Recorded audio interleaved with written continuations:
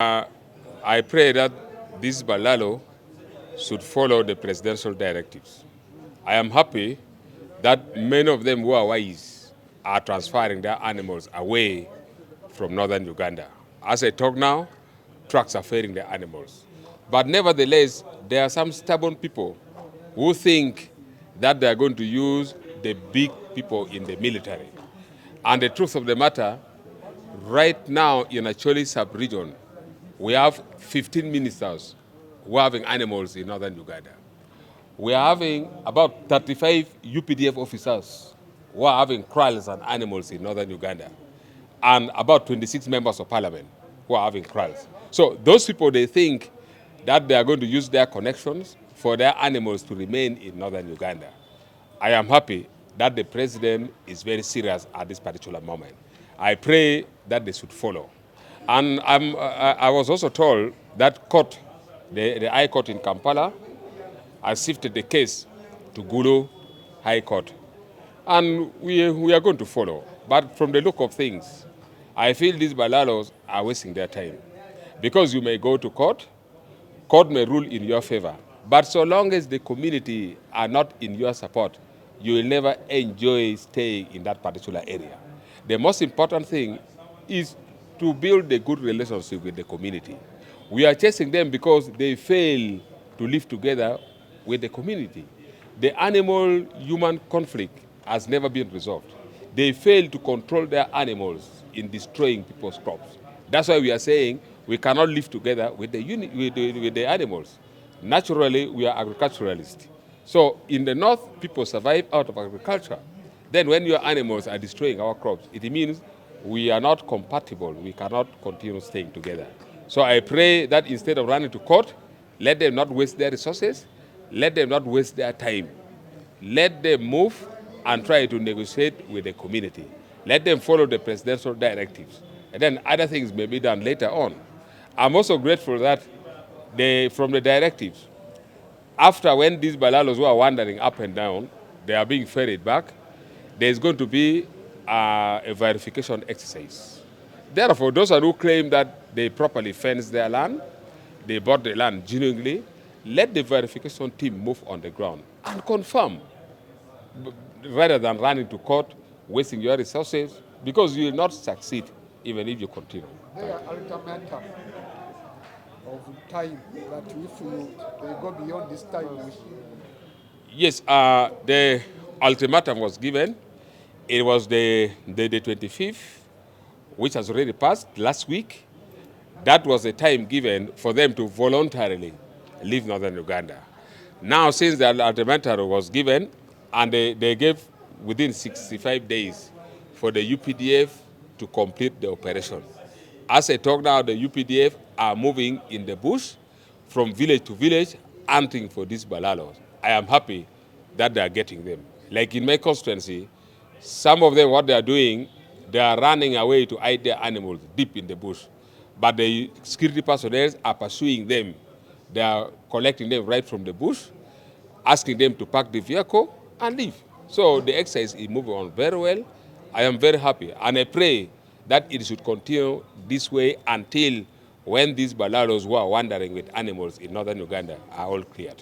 But these people say you don't want to live with the others, yet for you, you come to other areas and peacefully live there. The allegation of tribalist is very wrong. We are not targeting the particular tribe. What we are doing is strictly fighting the animal-human conflict. We have very many tribes who bought land genuinely, and they are doing agriculture. We have the Bagandas, the Banyankole, Banyarwanda. Very many tribes are in northern Uganda. So we are not being tribalistic at all, and we are not targeting only specific tribe. And more so, the constitution of this country is very clear. It states that any Ugandan is free to stay in any part of this country, so long as you acquire the land genuinely. And for the Balaalo, according to the president explained to us who the Balaalos are. The president of the Uganda stated clearly that Balaalos these are the people who are from Tanzania, from Rwanda, from Burundi, who came to Uganda looking for pastures for their animals.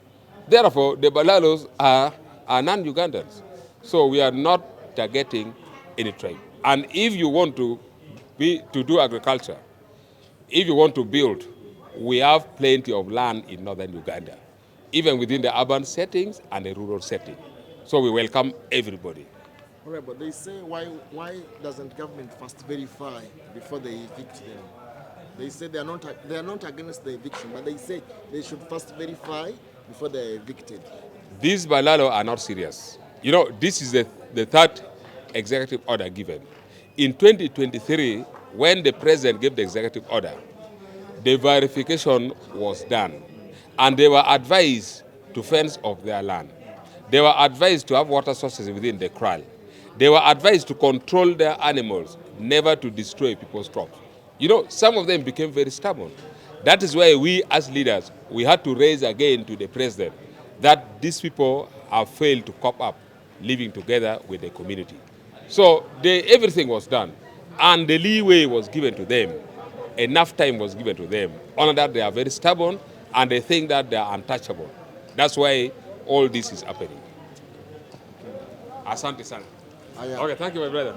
Mugaga knows it is my entity, which I lead, called the Juice Cooperative Union, the leading cooperative in Uganda, which produces coffee. It's the one which gave him the land. And I'm waiting for an appreciation to the farmers. sorry. 尊敬的各位中方代表，我愿代表乌干达的议会对各位表示欢迎。包括我所在的政党致力于促进合作。在咖啡领域，我们已经为中方提供了一块地皮，然后希望我们可以继续进行我们的合作。So as the ambassador was speaking, I never heard him mentioning coffee as an exempt from tax. Because you recall in 2001, there was a company called China Uganda, which was formed to deal in coffee. And I would imagine that company should be revived if it is dead for purpose of allowing coffee, which is our leading export, to enter the China market, because there is a lot of problem with the export of coffee in China. 之前我想 About capital loans, we would request the government of China, if it is giving government of Uganda loans, should really be at a concessional rate as the other multinationals, maybe at 1%, instead of being very expensive, so that they make our infrastructure costs go high, and this cost the people of Uganda. And yet we have cooperation between Uganda and the people of China. 还有2件小事呢，就是希望中方能够提供这个优惠的权利，就比如说在大型项目上优惠贷款。